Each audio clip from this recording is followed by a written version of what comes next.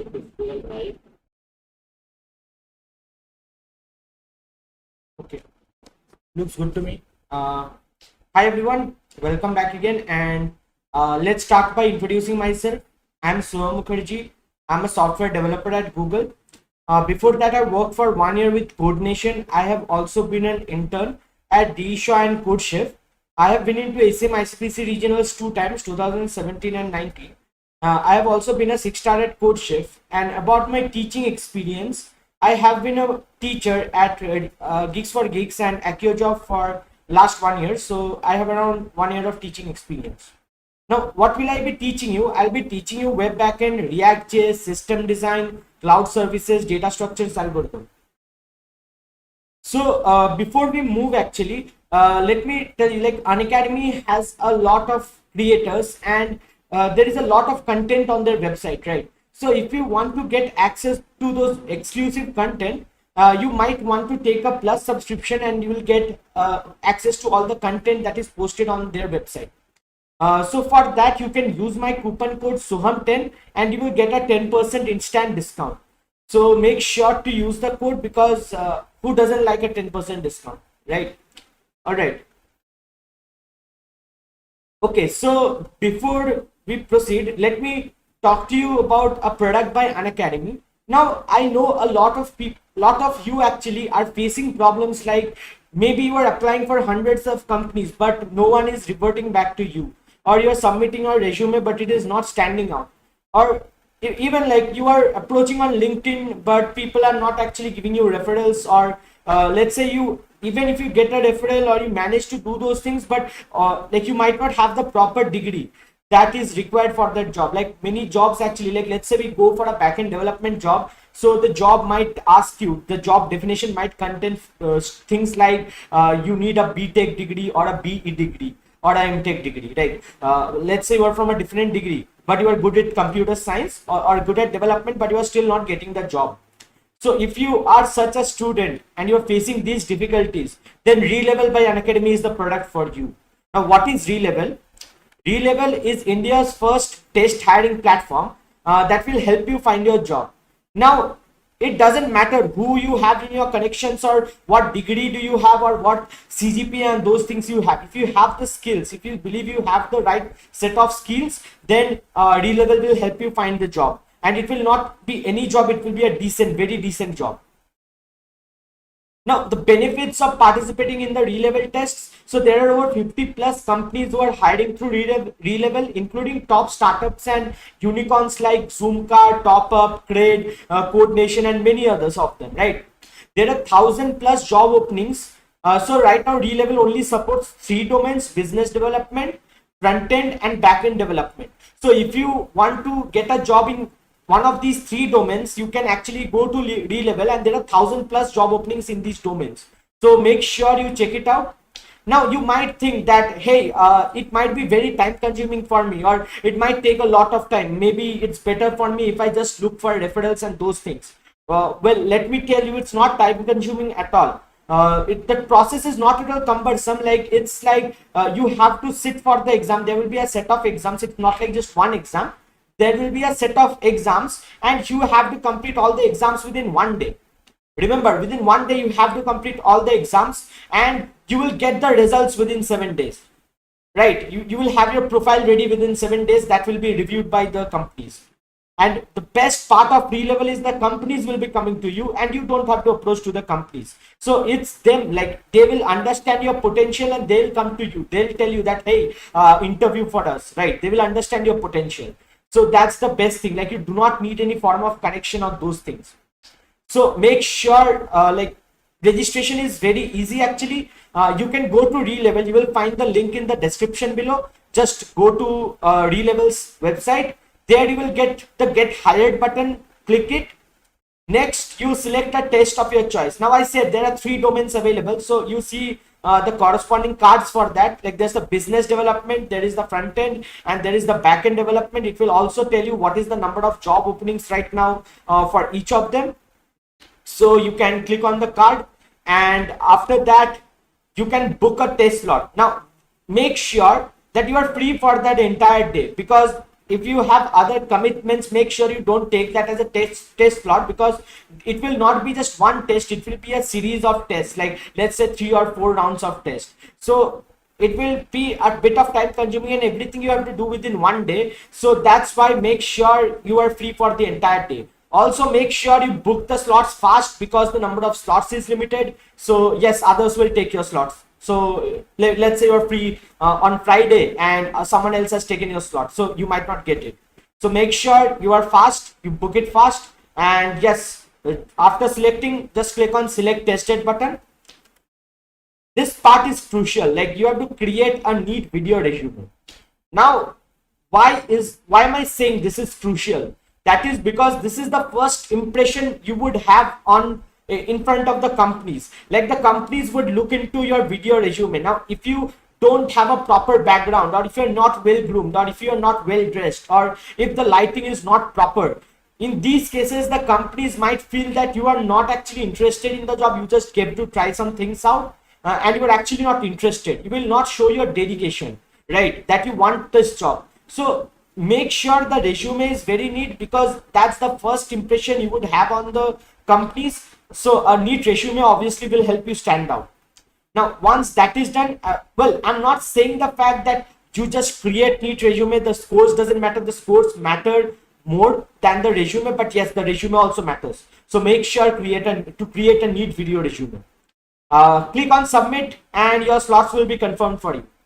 So register for Relevel today. You will find the link in the description below. So go check it out. It's pretty nice. It's a very nice initiative by Unacademy. So make sure to check this out. All right. So I'll be, as you know, I'll be teaching you backend development. I have given you a course plan which I've planned for you guys. So if you're liking, like we have already done a few classes. So if you're liking this content, make sure you press the like button, right? Also make sure you share with your friends, you subscribe to the channel, press the bell icon for notifications, because when I come live, you will get notified that, hey, Soham is live. So you can join in, or when other educators are coming live, you will get a notification and you can join their classes, right? So make sure you press the bell icon. But if you are a person who is not very active on YouTube, so if you want a notification elsewhere, then we also have a Telegram channel where we tell, like, whenever some classes go live or whenever some video is premiered, we post those in the Telegram channel. So make sure you join it. The link will be in the description below, so you don't have to worry about copy pasting or typing it manually. You can find the link in the description. So make sure you join that as well, because if you don't open YouTube, you will get notified there that, hey, Soham is live, so you can come and join in, right? So yes, so we'll start with the agenda for today. Before that, let me just quickly check the quality. All right.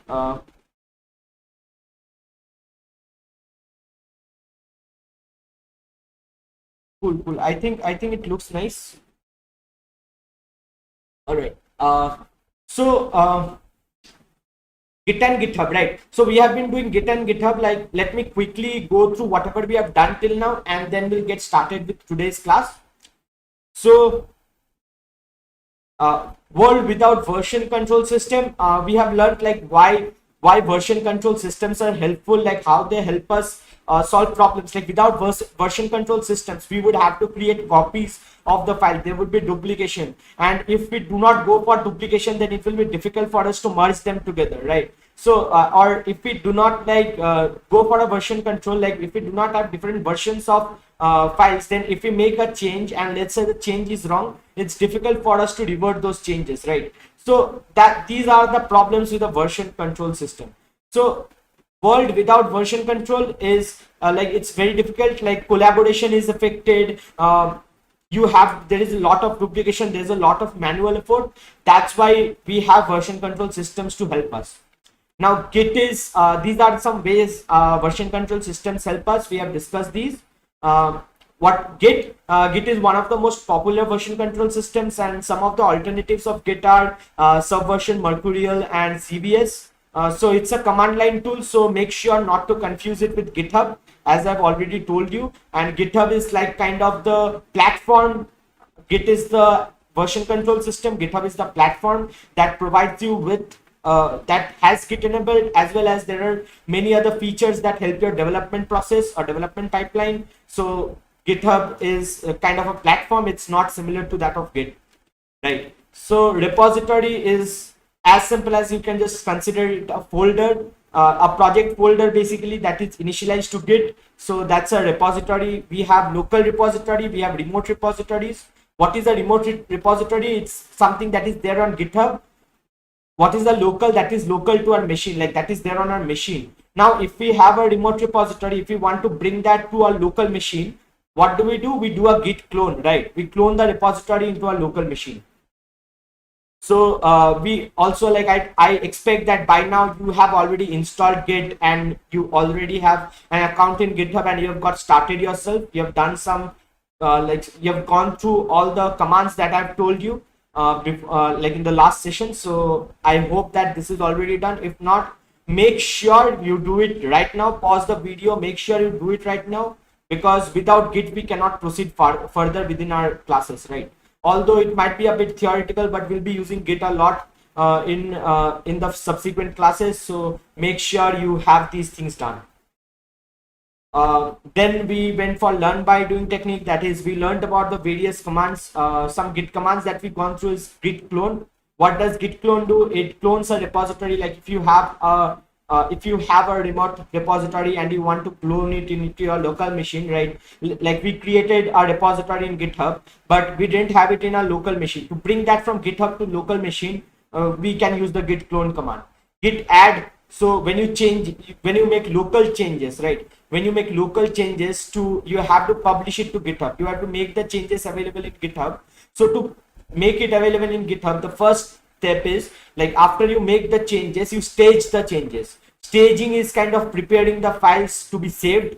So make staging the changes. So how to stage? Git add.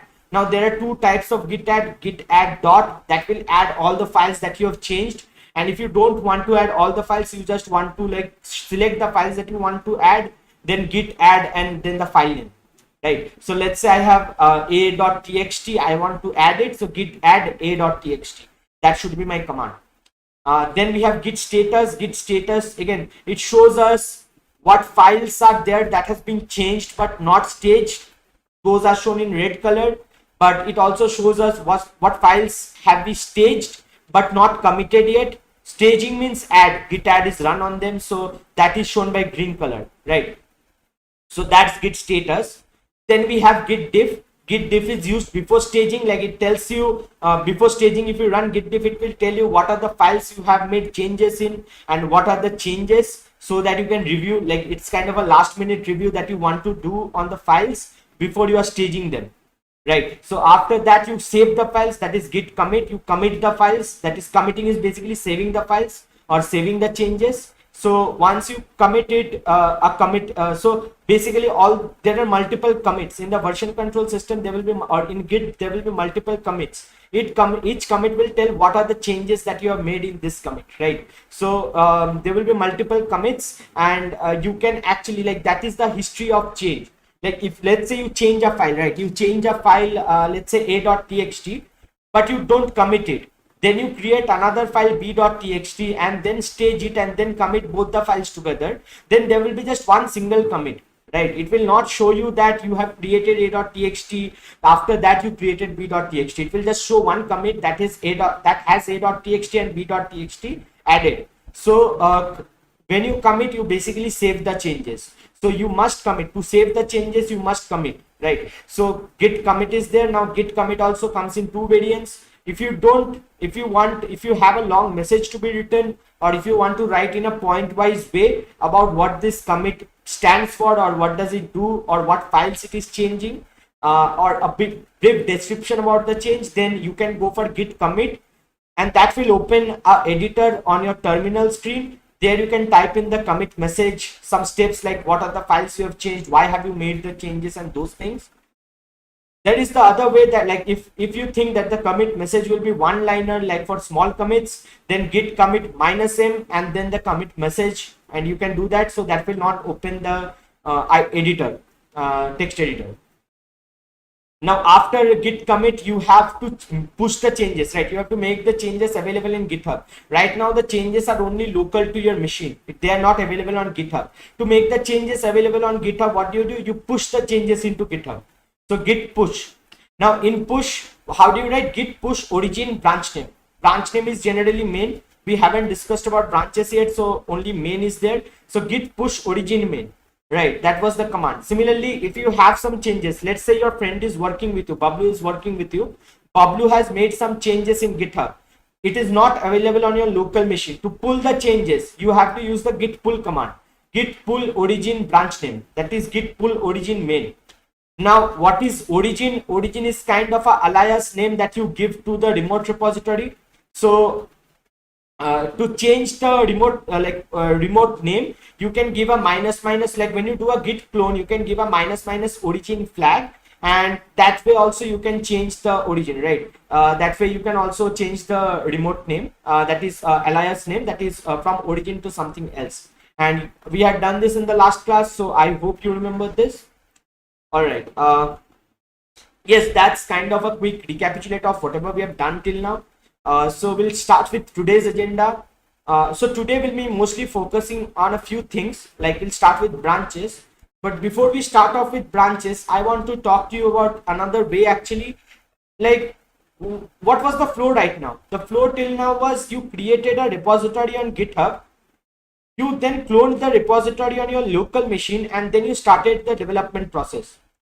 Let's say a GitHub repository, like you are just, let's say you are out of fun or you don't have internet connection at any point of time. Let's say you just created a local development setup, you have done some initial work, and after that you get internet connection, right? Now you can actually connect with GitHub, but already you have created some files, and there is no repository in remote, right? There is no remote repository available, but you have some local files available.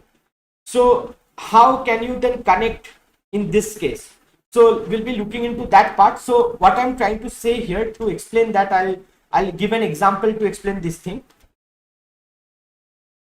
So let's go to your repository. All right, so see, I have these repositories, right? So I'll open the terminal, git bash.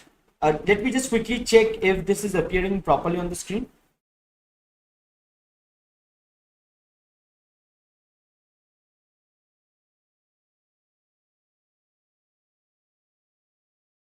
Okay, this is appearing correctly. And what about the bash?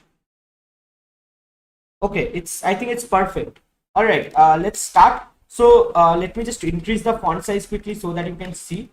Okay, ls, if I ls, I have these things, right? Now what I'm saying is I don't have internet. Just assume that I don't have internet, right? I don't have internet. So in that case, wait one second, just give me a second.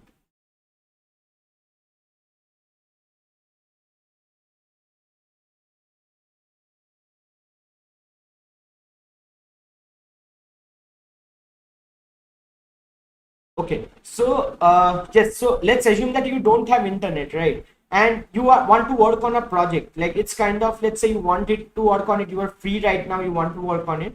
So let's say I create a directory. So mkdir is a command that can help you create a directory. Mkdir, right? Mkdir, and after that you can give the directory name. So the directory name, let's say some sample project, or let's say sample project, right? Sample project. So we have created a directory sample project. Now what will we do here? We'll move into that cd sample project, right? Cd sample project. Here we will add some files. Like basically we are working on a project, so it makes sense that we add some files. So let's add some quick files here. Like let's say I add a vi. Let me just create a file, touch secrets .txt, let's say, or secrets.env. Let's make it something realistic. Secrets.env, and we'll go to secrets.env. Okay, insert. So I'm at the vi editor right now. Insert, I'll insert some data into this. So let's say I want to insert some username and password. So username equals to Soham 1234, let's say, right?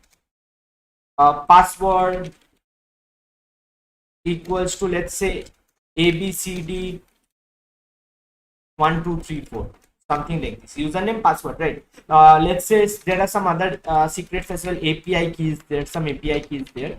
API key, and that is equals to API 00101, something like this, right? These are some random things that I'm entering. So let's say this is the data that we have in secrets.env. So escape colon w2. All right, I've saved this.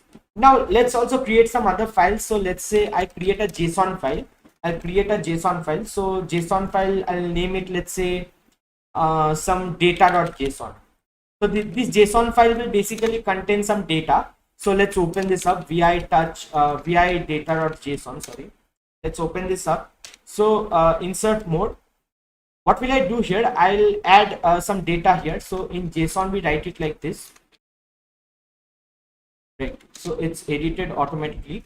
Now let's say I'll add some data, name Soham. Then let's say it's a student record that I'm entering, or some data. Let's say name Soham, username. Username is kind of, let's say, Soham 1234. Some data that I'm entering, some random data. Let's say roll number. Right, roll number is this thing, whatever, like I write here, let's say 77. So this was my school roll number, so let's just have this. All right, let me go for 4 spaces.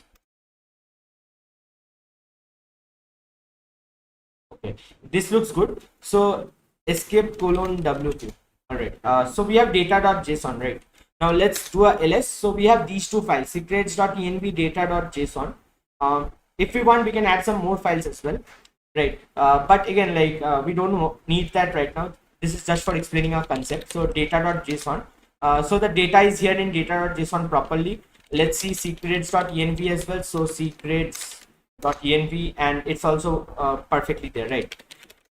So to initialize this, like to convert this to a Git, this is normal folder right now.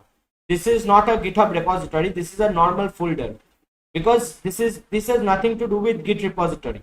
There is no version control system initialized here. So to make it, convert it into a repository, to convert it into a Git repository, the first step that we need to do is git init.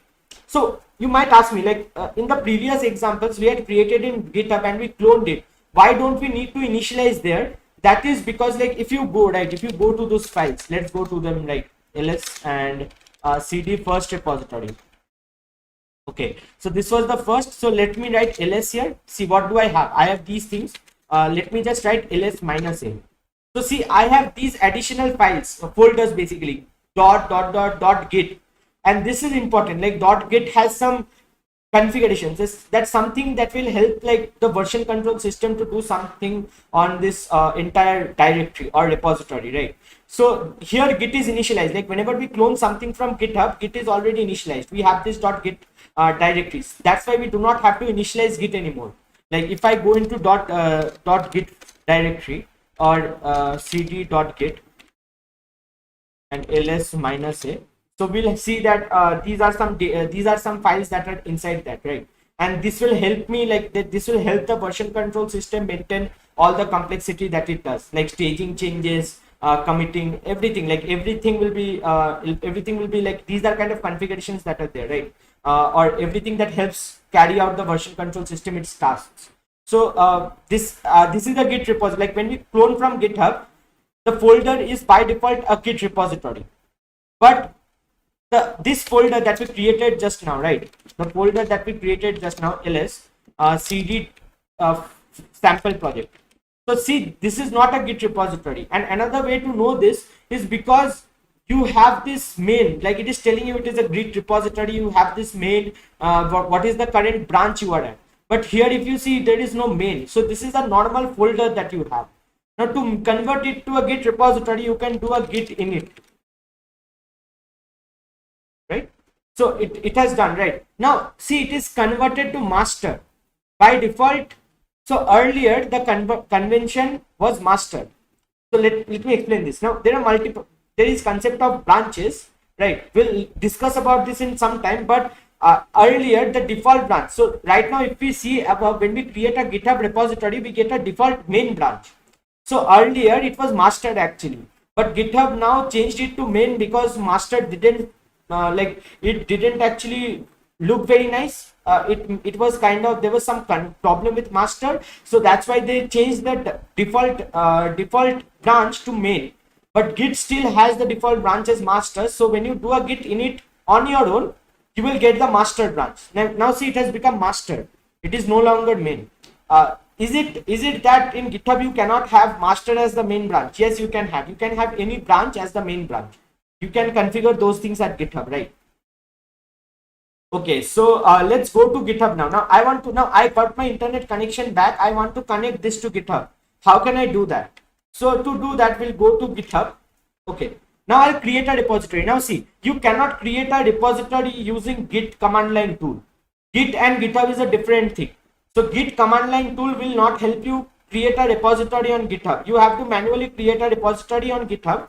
You might have some tools installed on your computer, some command line tools that will help you create a repository, but that is not done by Git, right? Git is a different thing, GitHub is a different thing. So if you have to create a repository, you have to come to GitHub and you have to create a new repository.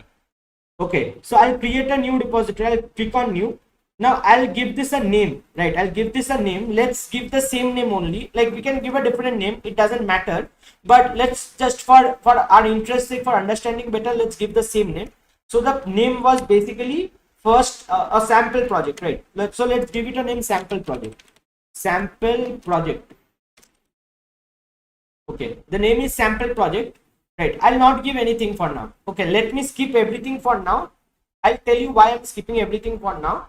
That is because if I just give a name and create the repository, I'll get some initial set of code that I can use. Like if you add some files, you will directly get the files. Although you can follow the same set of process, right? The process will not differ if you add some files. If you add a readme file or if you add a license and those things, the process will not differ. The process will remain the same. But just to get this initial set of code, I just did this, right? I didn't create those files. So if you don't create any file, you will get this, by default you will get this set of code that you can use to connect your local repository to this GitHub repository. So the purpose here is to connect the local repository to this GitHub repository. That is the purpose that we are trying to do. Okay, so we have see what is there. First is git init. Git init we have already done, right? Then we have to add. Now here it is telling to add a new readme.md, but we have already added some files, right? So we do not need to manually add anything else. So we can just work with those things. So first step is git add. So let's go ahead with the steps. So git add dot. Let's do a dot. So git status. If you see the status, the new files are created. So let's go for the next step, that is commit, right? So after git add, what do we have? Git commit. So git commit minus m initial files. Let's give a message initial files. So these are committed. Now let's check the log quickly. Git log. If you see that the commit is created, right? In the commit history, there is the commit created that has a message initial files. The initial files description that we passed in. So it has been created. The commit has been created. But right now this is not connected to any remote repository, right? If I do a git remote minus v,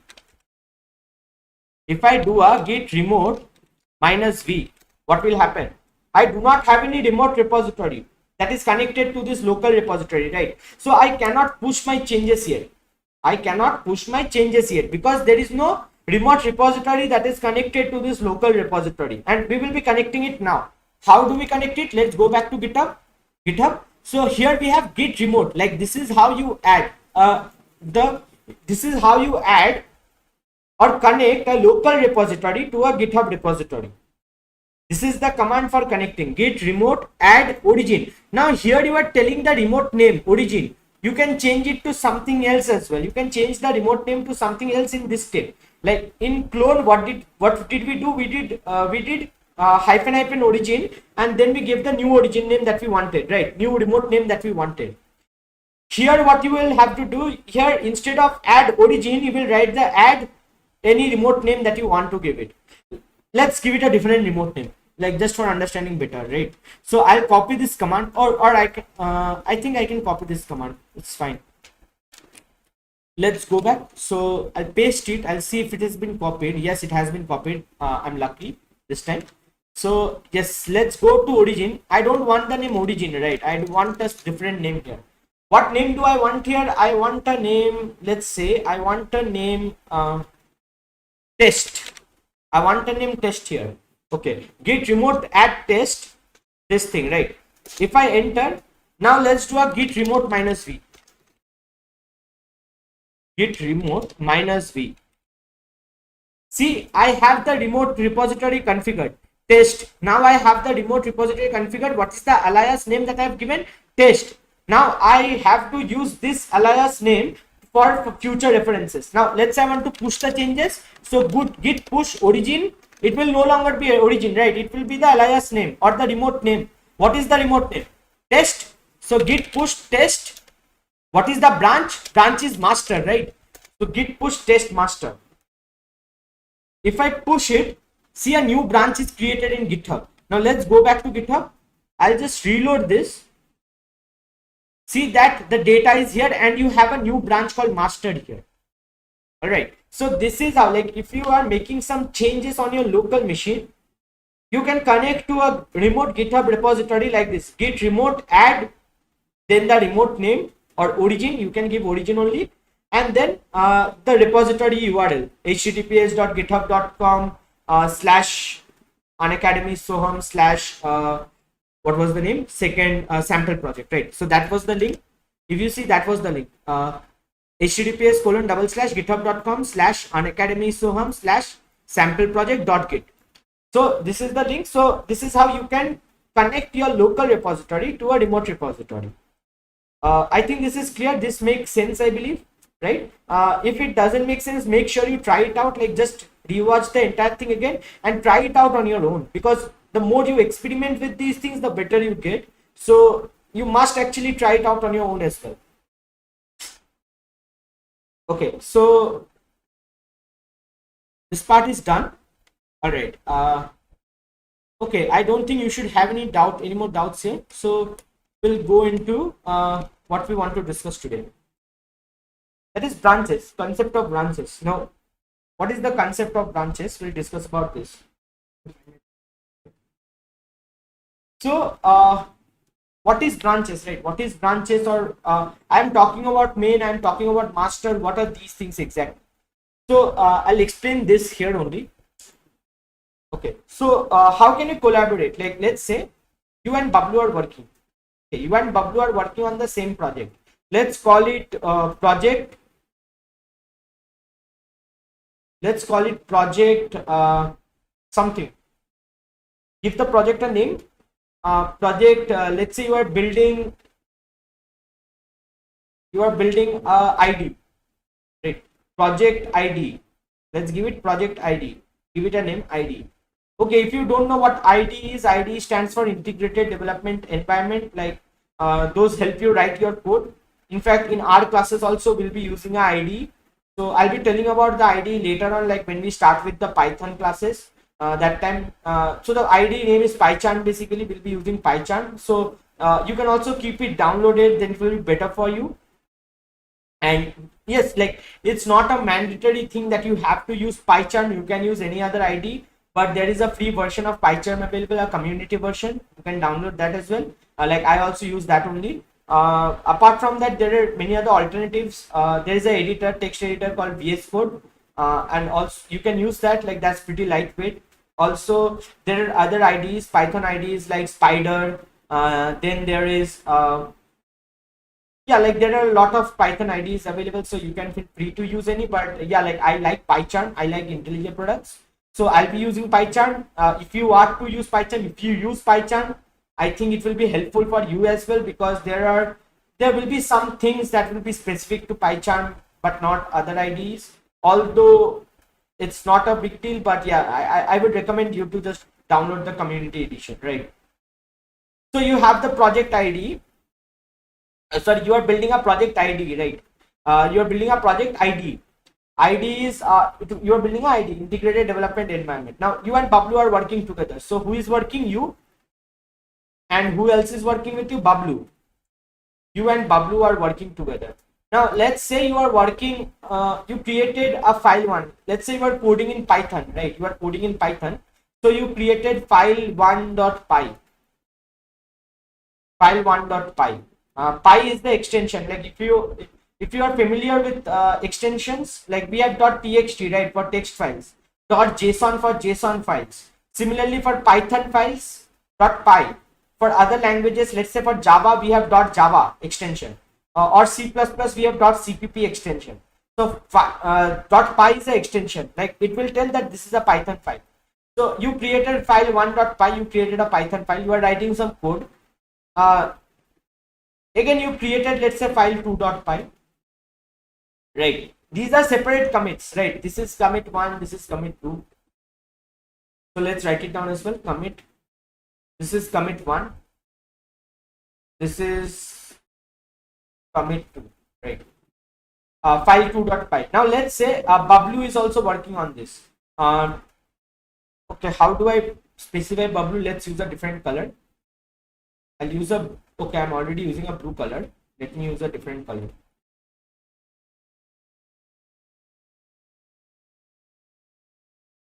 Okay, I got it. So yes, so let's say Bablu, I'll use a green color. So file 3.py, let's say this is Bablu's commit, right? Commit 3. He pushed this commit. Now you are working currently, you are working on your so on your local machine. Okay, this is how the remote how GitHub looks right now. This is how GitHub looks right now. This entire thing is GitHub. How GitHub looks right now. GitHub looks right now at any point of time. Your local machine. Let's look into your local machine right now. Your local machine, what it looks like is, it looks like file1.py. It has file1.py. It has file2.py right now.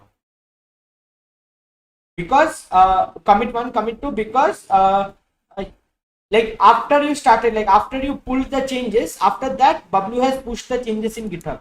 So file3.py is not yet available on your project on your directory, right, on your local repository. Let's say you are working on file4.py right now. File4.py. Okay, you have committed the change. Now when you push it, your push will fail. If you push it, your push will fail. Let's actually try this out. Let's try this out and let's see that if it actually fails or not. Like I might be making up as well. So let's verify this. So what I'll do here, I have to erase these things, I believe. Okay. Yes, let's erase these things. So just remember this scenario, right? Remember this scenario, right? So let's erase these things, everything that is there. Go back. Now we'll go back to GitHub, right? We'll go back to GitHub. Yes. So what we'll do here, we'll add a file. Let's say I make a change in data.json. Like I edit the data.json and I add another information, that is my contact number. Don't worry, I'll not give my original one. I'm not a fool. But yeah, like +17. I'm not from US as well. Okay, let me give an Indian number. Otherwise, people will think I'm sitting in US and those things, right? So 888822. How many digits are there, right? 1, 2, 3, 4, 5, 6, 7, 8, 9, 10. Right.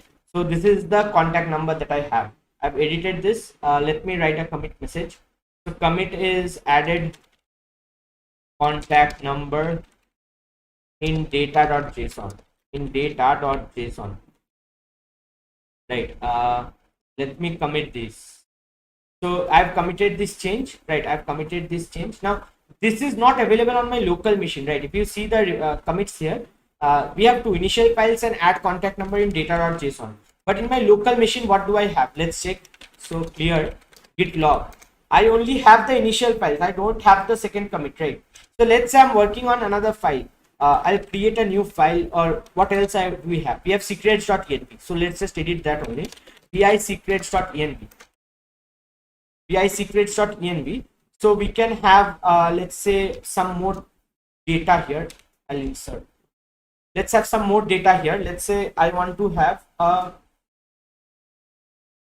different thing. Let's say I want to have a GitHub, or I want to have some particular, let's say,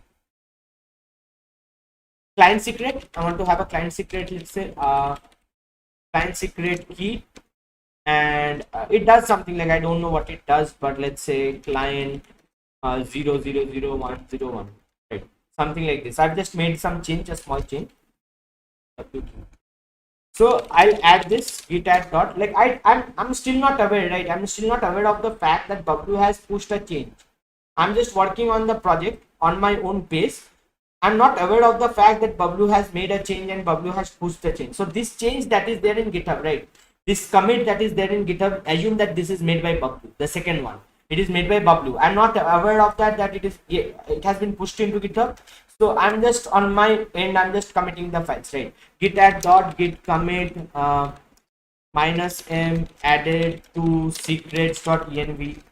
Let's give it a nice commit message .env and git push. Now let's push it into GitHub. When I try to push it into GitHub, okay, origin will not work because the remote name was, okay, let me check it out, check out the remote name again. Git remote -b. So it was test, right? So git push test master. Now if I push, it will be failed, right? It will be failed because I have already some changes in the remote machine in GitHub that is not there on my local machine. All right, that is not there on my local machine. So it is telling you to run a pull message before pushing again. So we can pull the changes first. So git pull origin master. Sorry, origin is not there, so test, it will be test master. Git push pull test master. Okay, it has been pulled. And now if you do a git log, let's do a git log and see. Git log, we have added contact number in data.json. After that we have added secrets.env. So basically we have Bablu's commit, it was before, so it remains before, and after that our commit comes on top of it, secrets.env, right? So yes, that's done. Now let's push the changes now. Git push origin master. Origin is not there, test master. Git push test master. Okay, the changes are now pushed. Let's go into GitHub now. So let's see if the changes are here. Yes, the changes are here, right? Added to secrets.env. So the changes are here. So what is the problem that you have seen here? Now only for 2 people, right? Only for 2 people it was kind of difficult. Like, this is just a simple example where I'm just making small changes. Assume a real life project where you have lots of files and both of you are making a lot of changes. So again, pulling the changes will be difficult. There is yet another problem, right? There is yet another problem, that is the problem of merge conflicts. Now what is merge conflict, we'll come into that later on, but I'll just explain the problem here to you just in brief. What is the problem? Let's say let's try it out, right? Let's try it out. So let's say now Pablo has pushed another change. Now he has added to the data.json. Let's say he has updated the contact number 003, right? 003. He has updated the contact number and he has committed the change. Okay, now let's go to the commits. Okay, we have 4 commits. The final commit was done by Bablu, update data.json, where actually if you go to this commit, he has changed the contact number from this to this, right? The contact number has been updated. Now we'll go to a local repository.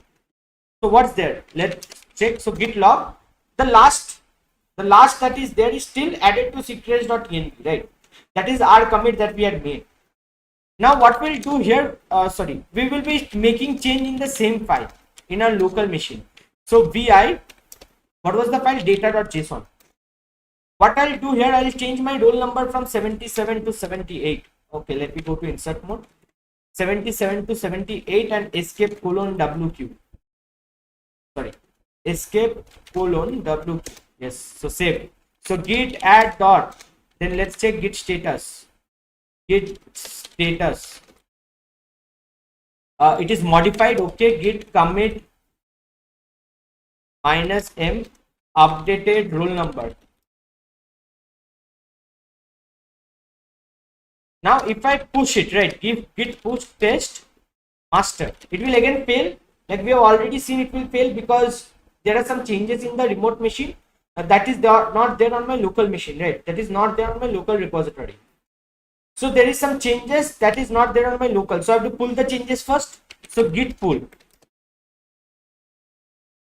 origin master, git pull origin master. Now see, it is sorry, it has failed because it doesn't exist. It is test, actually the remote is test. So git pull test master. Now see, this has failed. Git resolve error, could not apply this, updated rollback, resolve on all conflicts manually, then resolve with something git rebase continue. There is a lot of things that's coming here, right? Auto merging data.json, merge conflicts in data.json. There are many problems that has appeared, right? So right now if you see, our branch has also changed. So we have gone to a temporary branch, that is the rebase branch that we have gone to. What is rebase will come into that as well in some time, but yes, this is the problem, right? Merge conflict, that is when we are changing on the same file. Like there is some change in the remote machine, on remote machines in GitHub, there is some change in a file, and in local also we are changing the same file, but that change, like in GitHub, the change that is there on that file, that is not yet on my local machine. But I'm also changing on the same file, so that will create a merge conflict.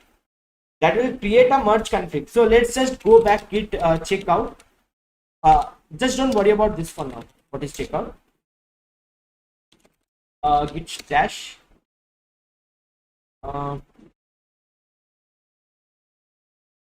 git rebase minus abort. Let's abort it for now, and we are at master. Let's check it out now. Git log.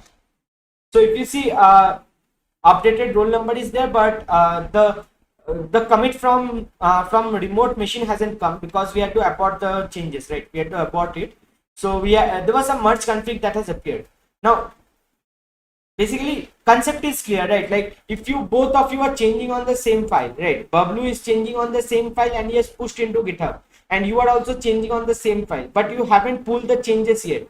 So when you pull the changes, like when you commit your changes and you pull the changes from GitHub, that time there will be merge conflict because both of you have changed on the same file. I think this is making sense. So we have already run this experiment and understood what is a merge conflict, but yes, like we'll obviously go into details about this. So this is the problem, right? This is the problem with this development process, that the problem being that this is just a small example, right? This is just a small example.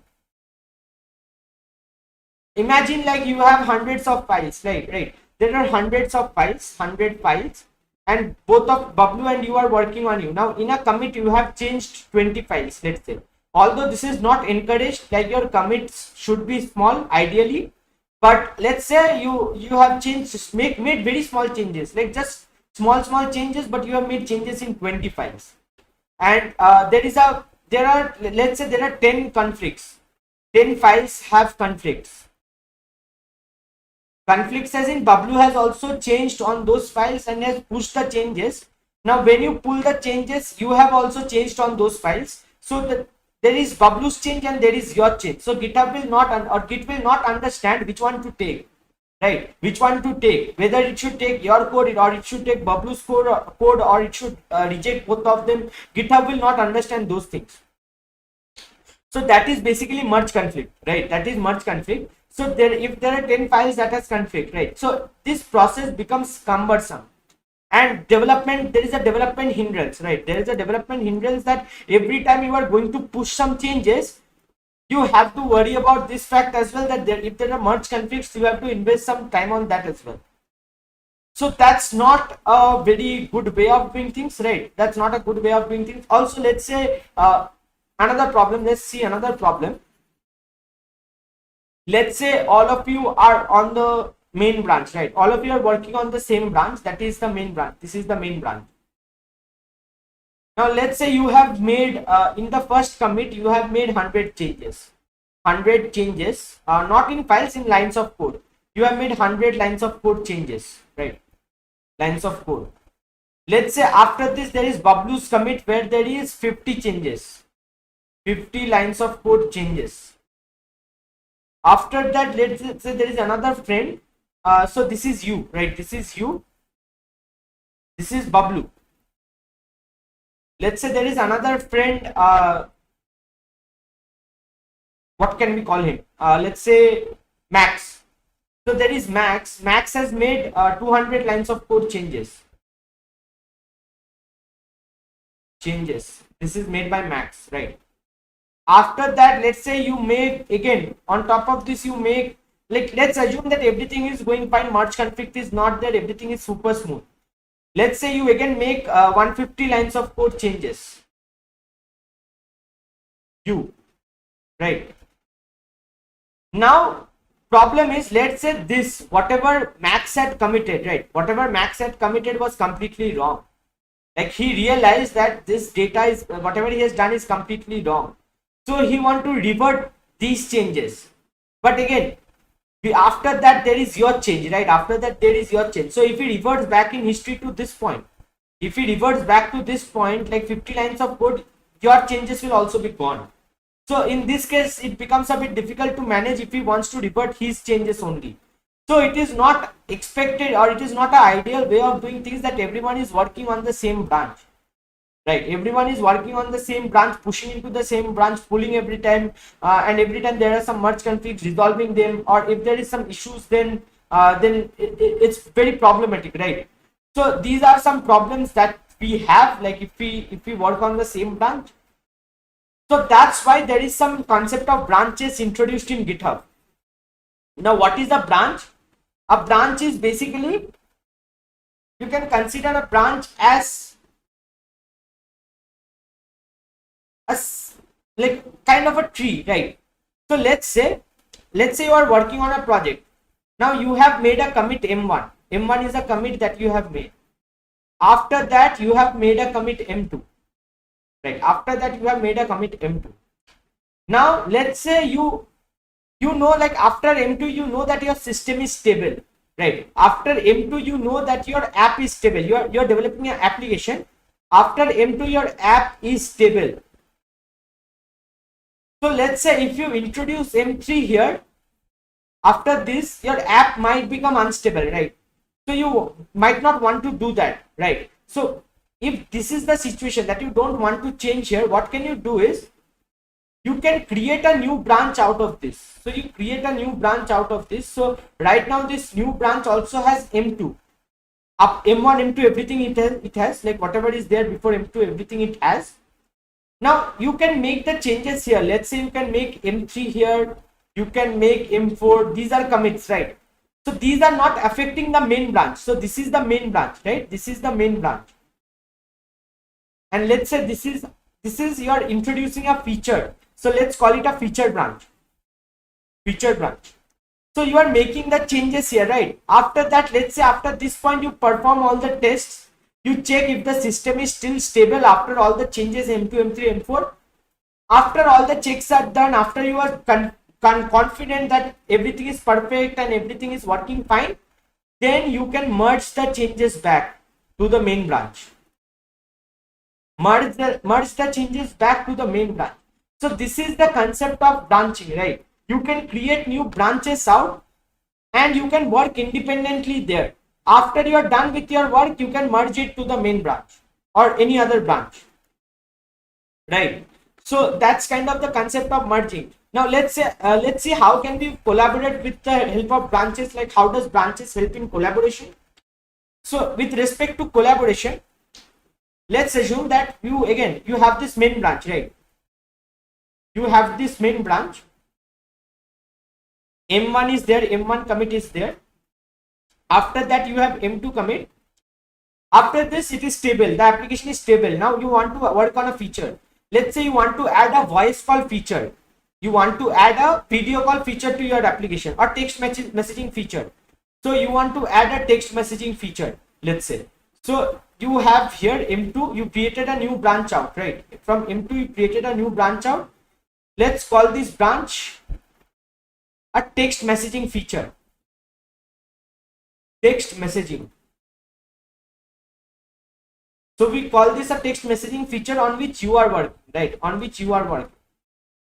Let's say Bablu is also working parallelly with you, but Bablu is working on another feature. Let's say that's uploading photos, let's say, right? Bablu is working on uploading photos. So again, he will create a new branch out from M2 only, or any other point, like it depends how you want to create. Let's say this is uploading photos. So this is a branch created by Bablu, uploading photos. Now this is Bablu's branch. Bablu is working on this, right? Now M2, you can, let's say you make some change. You make M3, you make M4, you make M5, like that, right? Bablu also makes changes. Bablu makes, let's say M6. There is M2 here. M6, M7, let's say M8. After this, what can you do? You have the main branch, right? You have the main branch. Now you test everything out. You check that everything is perfect, right? Every text messaging thing is perfect. So what can you do now? If there are no conflicts, right? If there are no conflicts, you can merge it to the main branch. You can merge it to the main branch. Merge.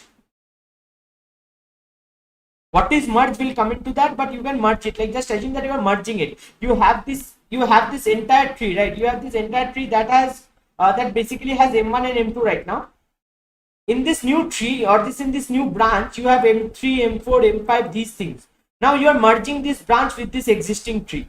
That is the main tree, right? So in this main tree, we'll be having all these commits.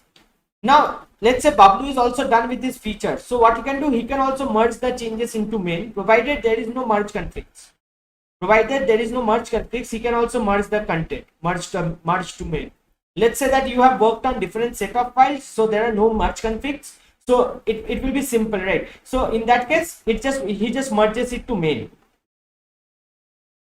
I hope this is making some sense, right? So this is how branches help you. Like with help of branches, you can actually create your own branch. Like let's say you are developing a feature, right? If you are working on a particular feature, you create a new branch out of it. You can work independently on it. You can run your tests. You can verify that it is working perfectly. After that, you merge to the main branch. So generally, the main branch that we have, that is meant to contain the stable version of your application, right? Although it's not a golden rule of thumb that you have to follow that. You can have anything on your main branch, but generally, if you are working for a large organization, then or for any organization, generally the main branch contains the stable version, current stable version, and you will have multiple. Like let's say you are working on a feature, what you will create new branches out of the main branch or any other branch, right? So it doesn't matter, like it doesn't matter actually like from which branch you can create a branch. It doesn't matter, you always have to create a branch from the main branch or the master branch.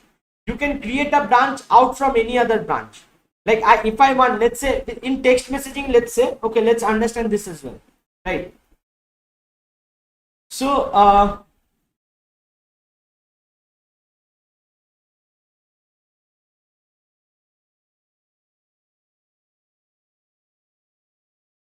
in text messaging, like you are working on the text messaging part, let's just focus on that. So there is M2, this is the text messaging. You can further break down this task like text messaging into UI, backend, like that, let's say. So let's say you break it down. Let's say there is one more commit that basically yeah, like let's say this is the actual version. From here only, let's say you derive a new branch that is text messaging UI, right? So let's write it text messaging, or you can just write it UI as well. Let's just use a shorter name for now. So we'll write this branch name as UI, and we create another branch that is UI. This is UI, by the way, right? We create one more branch that is the backend, like backend. Now in the UI we make, like let's say we make M2, M3, M4, like that. In the backend we make M5, M6, M7, right? Now we can merge everything to the text messaging branch. We can merge everything to the text messaging branch. Now once text messaging is completed, like let's say we have another M8 here that contains some tests written, some tests that will test the entire functionality. So M8 is there. Now let's say this is the main branch. This is the main branch. Here we had M1 and M2. Now once you are done with all the changes, you can merge it to the main branch. So you can merge it to the main branch, right? So all the changes come to the main branch. So it is not mandatory or rule of thumb that you always have to create branches out of the main branch. You can create branch from any branch. All right, you can create branch from any branch, and then you can make the changes in an isolated place. I hope that this makes some sense. So let's actually try this out so that we understand better. So we'll go to this part. Okay, clear. All right, will not work here. We'll go back cd because there is some merge conflict. So we'll look into merge conflicts later on. But we have come to this part, and let's go to second repository, right?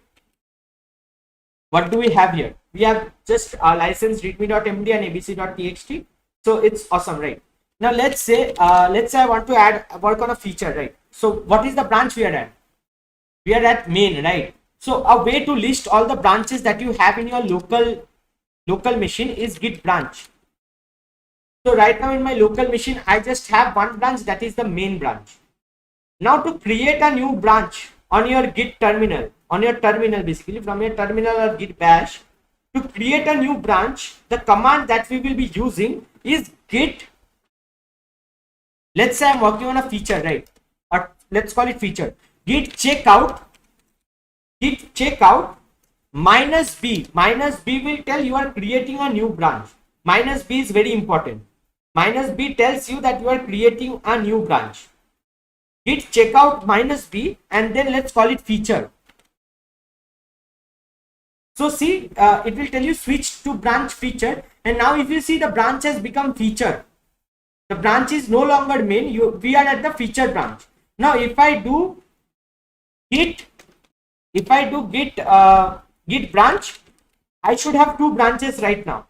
I have the feature branch, I have the main branch, and the current active is feature branch. It is highlighted in green. Let's say I want to go back to the main branch. How can I go back to the main branch? Git checkout. Now I will not give the minus b flag. Git checkout and then just the branch name, that is main. This tells that just go back to that, go to a branch, go to that branch. It doesn't tell you to create a new branch. It just switches the branch. And to create a new branch, we have to use this minus b flag.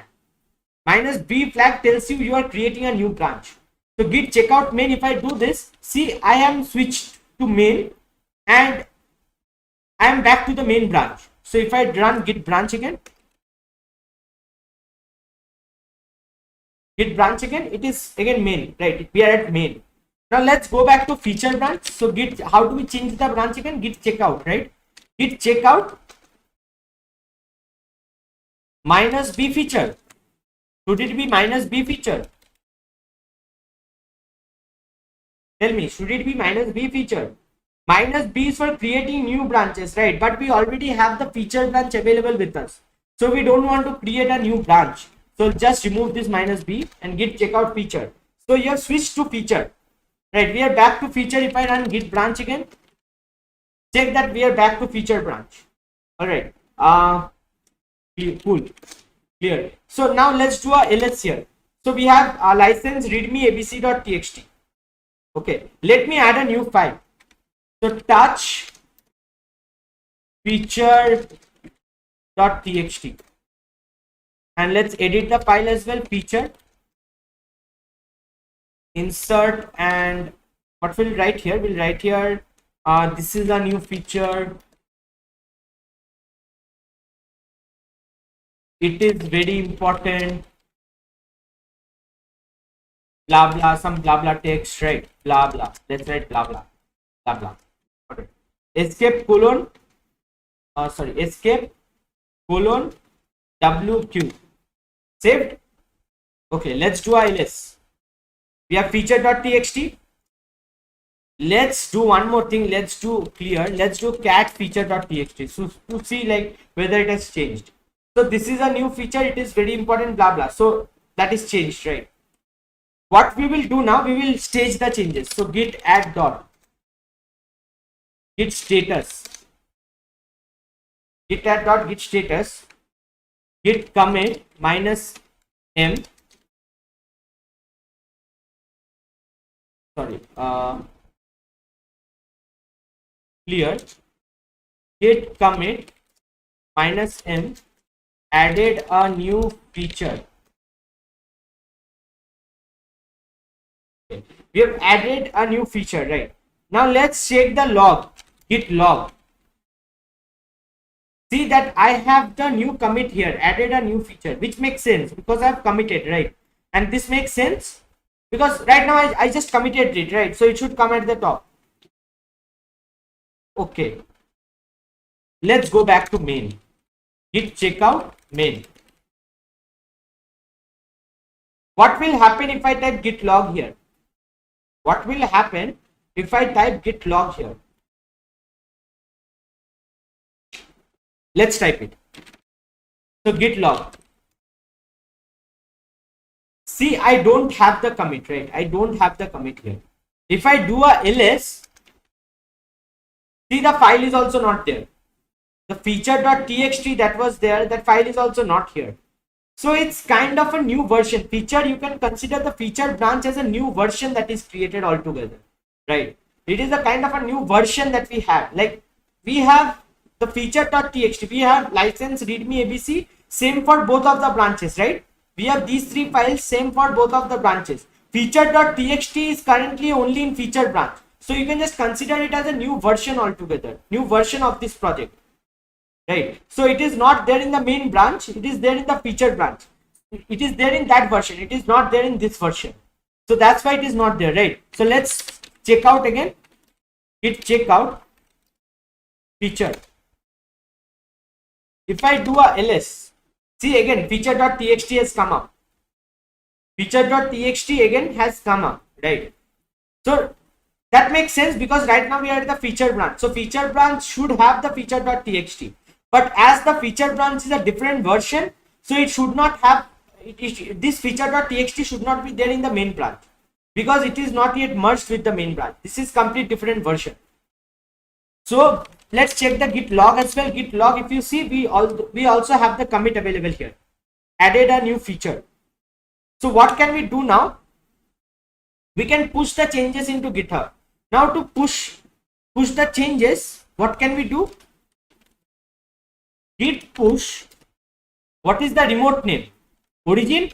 Let's check the remote name once. Git remote. I don't think it's origin, although it's second. Okay. Git push second. The next argument is the branch name. What is the branch we are at, or what is the branch we are pushing right now? We are pushing the feature branch, right? We are at the feature branch. We are pushing the feature branch. We are not pushing the main branch. So it should be the branch name feature. If I write like, okay, it has pushed, right? It has pushed. Let's go back to GitHub. Let's go back to the repositories, right? Let's go to my repositories that I have. Second repository, yes. So if you see here, feature has recent changes. So we can go to the feature branch and see that this is one commit ahead of main. It is also telling you that this branch is one commit ahead of main, right? If you go to the commits here, commit history here, you will see added a new feature, right? Let's go back to main, right? Let's go back to main. If you see, there are two commits in main. Random commit. The feature commit is not here. It is in the feature branch. It is in the feature branch. So you have this feature. We'll come into pull request. If this is bothering you, just bear with it for some time. We'll coming into this next. So added a new feature. So it is there in the feature branch, but it is not there in the main branch, right? And it is also telling, like if you see, it is also telling this branch, this feature branch is one commit. Like let's go to feature branch. This feature branch is one commit ahead of main. One second. It's one commit ahead of main. Let's add one more commit. Okay, what we'll do here, ls, let's add some text to feature.txt. pi feature.txt. So we'll add some text here. So insert. Hi, this is second commit in feature branch. Escape colon WQ. Save, right? Git status. This is modified but not yet staged. So git add dot git status git commit -m second commit in feature branch.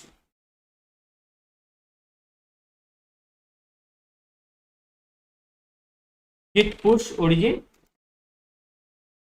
feature.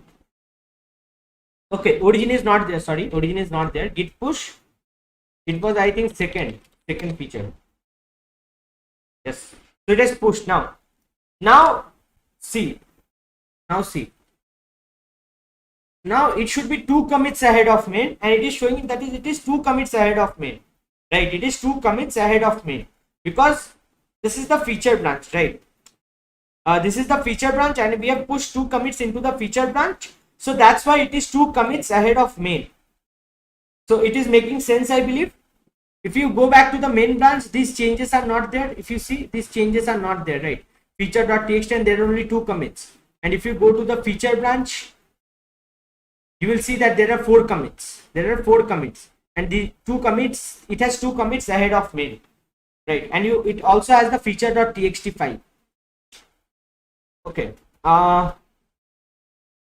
We have some time, I believe. Yes, we have some time.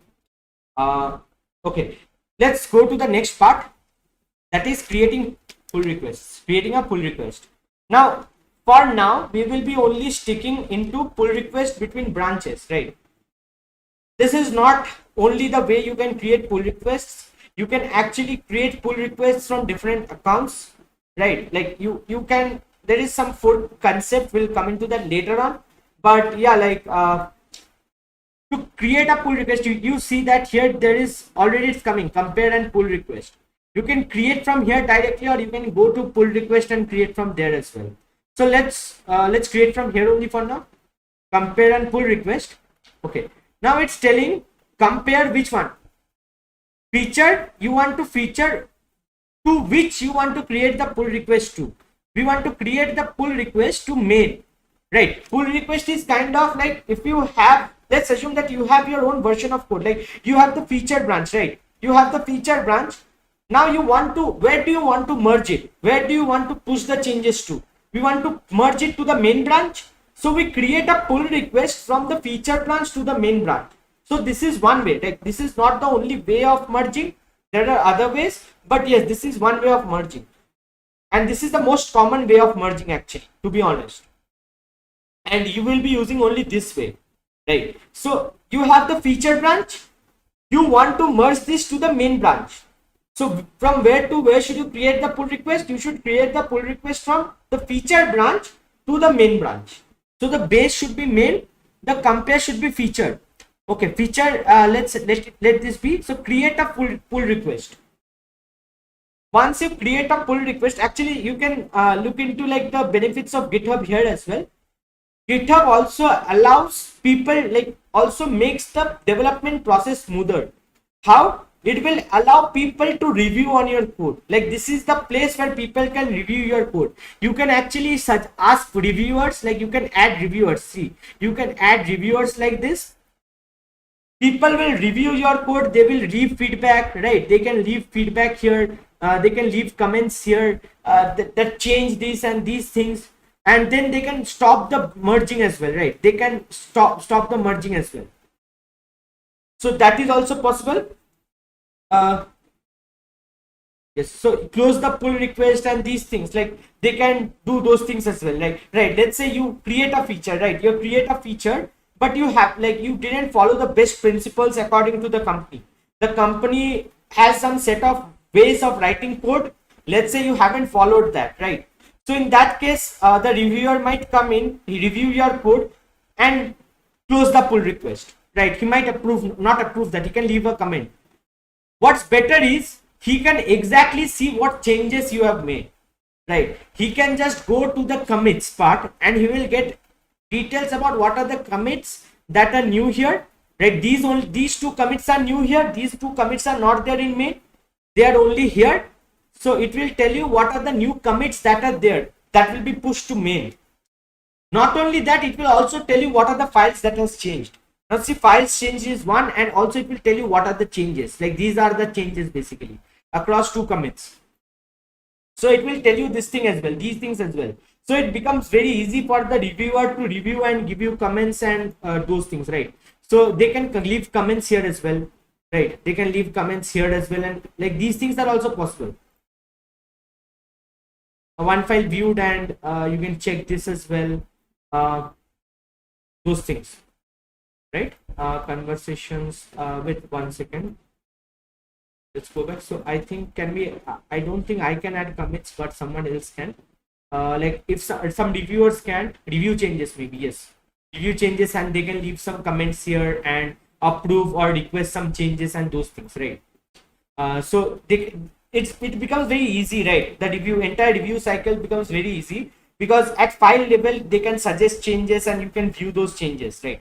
But we'll not go into these details right now. Later we'll revisit these things, right? In fact, like in this GitHub course, we'll not look into this part. Later when we are doing proper development, then we'll revisit these things.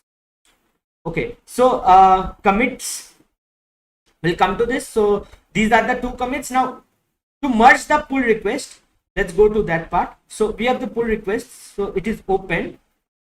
They can come here. Now there are two options, right? There is an option merge pull request. Now there is a drop down. If you select this, there are different ways of merging. Create a merge commit, squash and merge, rebase and merge. Just read out the definitions for now. What is create a merge commit? All the commits from this branch will be added to the base branch via a merge commit. That's create a merge commit. Squash and merge, the two commits from this branch will be combined into one commit in the base branch. So you are basically like, you have, let's say you have 10 commits here. Squash and merge, what it will do, it will compress into one commit and then it will merge to the main branch. What will create a merge commit do? You have the changes, right? You have the changes. To merge it to the main branch, it will create a new merge commit. It will create a new commit. Okay, let me explain this part.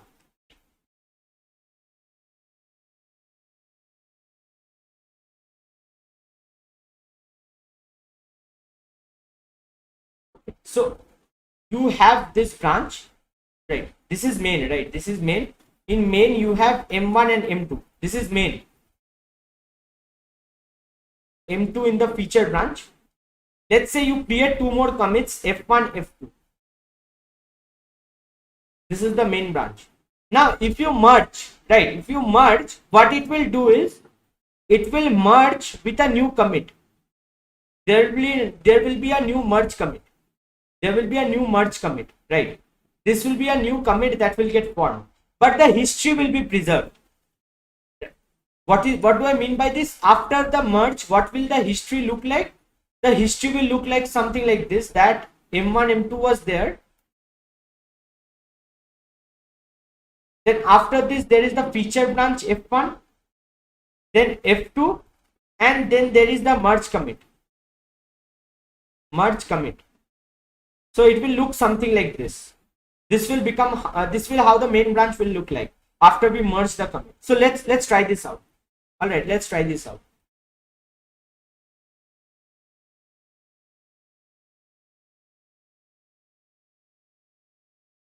Okay, I haven't selected this part, so I have to select this only. Okay, let's try this out. So we'll go to GitHub. Yes, let's do the first one only. Create a merge commit. Okay, and merge pull request, confirm merge. So it's merging, merge closed. Now we can delete the branch, like the merging has happened. So after it is recommended that you delete the branch because it is no longer required, right? So you can just delete the branch. Let's delete it. Now let's go back to the code, right? Let's see. Okay, we are in the main branch. See, the feature branch is gone because we have deleted it. Now see, there are 5 commits. There is not 4 commits, there are 5 commits. Let's go back to the commit history. These two were there. This is feature in the feature branch. This was the first commit, added new feature. The second commit was this, and after this came in merge pull request Unacademy feature / Soham. So a new merge commit came in. This is basically what this does. This basically merges with the existing code, right? So a new merge commit gets created. When you do a normal merge, a new merge commit is created. Now let's explore the other option, right? So we'll create a new branch again from the local. So we are at the feature branch. Let's quickly go to main, right? Git checkout main. Let's pull from the main. Git pull second main. So let's pull the changes. Okay, we have pulled the changes. So let's see if we have got the changes. So git log. We should have 5 commits, right? And the last one should be a merge commit. So see, it is a merge commit, right? It is a merge commit, and we have all the 5 commits. Okay. So that's okay. So we have the updated version of main. We'll create a new branch. Git checkout. How do we create a new branch? -b, second feature. Let's create a new branch named second feature. Okay. Now in this branch, so we are at the second feature branch.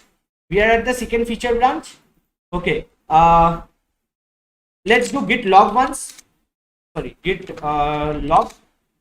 And see that it is same, right? The git log is same because whatever is there in main, we have created a new branch out of main after the last commit, right? After the last commit, we have created a new branch out of main. So that's why the main is same basically. It is after the last commit, after the merge pull request. After that, we created this branch. So we have that as the last commit here. We will also see like what happens if we don't have that as the if we have, after creating a branch, if we have multiple commits in main, we'll come to those things as well, don't worry. But right now let's just stick to this, right? So we have all the commits here. Now let's add a new file. So vi second feature .txt and insert. This is a new feature, escape :wq, sorry, :wq, git add dot. Let's quickly, I'm not explaining again, I think you are familiar with the commands. Git commit -m. Now let's name it properly. Second feature commit 1. Second feature commit 1. Okay. Now let's again make another commit. All right. So let's again edit the file. vi second feature.txt. This is a new feature. I'll insert commit number 2. Escape :wq. Okay. Git add dot git status. It is modified. Okay. Git commit -m. -m, what is the message I'll pass here? What was the first message? I forgot. Second feature commit 1. Okay, second feature commit 2. All right. Let's check git log now. See, on top of this, on merge pull request 1, after this we have 2 more commits. Second feature commit 1, second feature commit 2. All right. I hope there is no confusion with this. Again, I'll explain the main part as well. Let's go to main. Git checkout main. In main, if I do git log, I will not see those latest 2 commits, right? Last one is the merge pull request, because the new commits are in the new branch. They are in the new branch, so they are only there. They are not yet merged with main. Okay, clear. So let's go back to that. So git checkout second feature. Git checkout second feature ls. Okay, so we have feature.txt here. Now what we'll do here? Okay, git log. Let's check the log again. Yes, we have it perfect. We have the 2 commits. Now let's push these commits. So how would we push? Git push remote. What is the remote name? Second, right? And what is the branch name? Second feature. Second feature. Second and second feature. Right. So we have pushed the changes. Let's go to GitHub now. Code. Now second feature has recent push.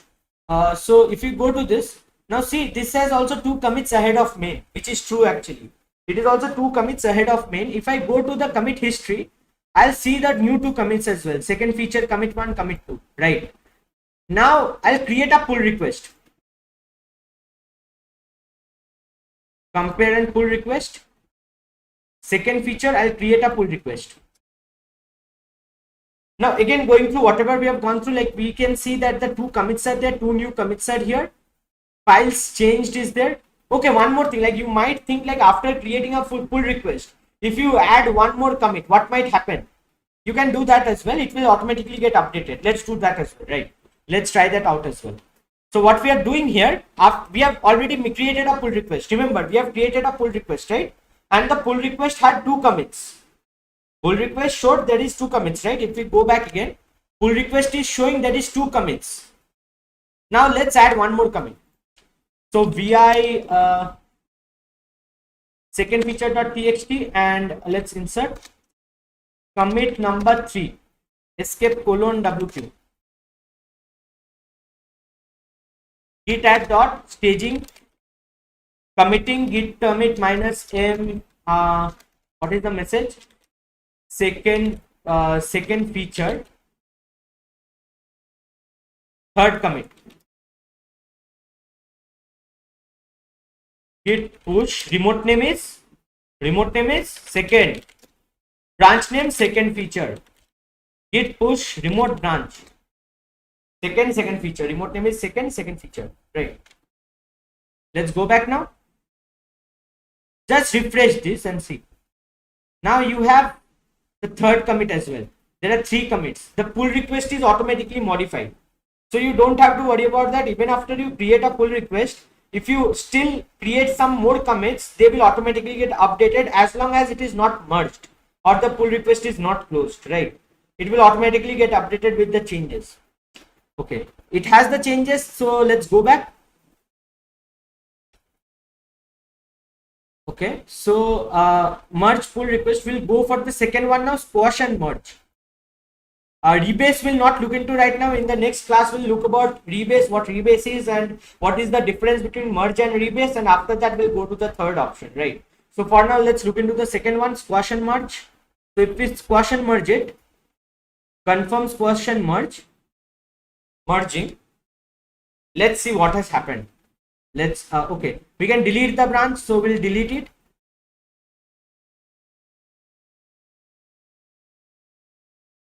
In the main, just see the number of commits right now. How many were there? 5 commits was there before I created second feature branch. There were 5 commits. Only 1 commit is added now. Just see what has happened.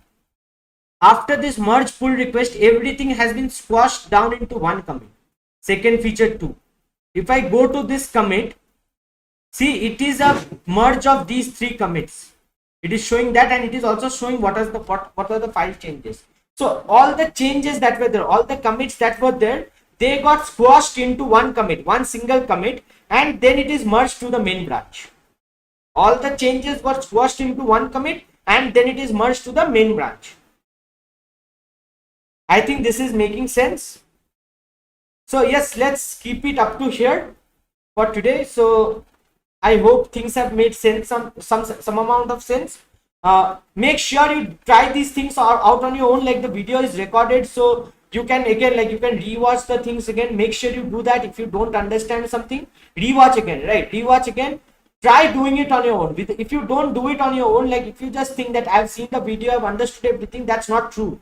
Unless you do it, you will not face the complexities. And you also have to remember the commands as well, right? So more you do, like how do I remember the commands? Like if you see I type very fast, right? How do I do that? How do I remember that? Because I've done it 100 times or 1,000 times. I've done these things 1,000 times. That's why I remember the commands. But so you also have to do it 100 times or 1,000 times before you remember, right? So that's why you have to try things. You have to get started. You have to try. If you forget something, keep a note of all the commands that we have discussed. Keep a note of them. Write it down somewhere. Whenever you face some problem, just look at that note. Just refer to it again, right?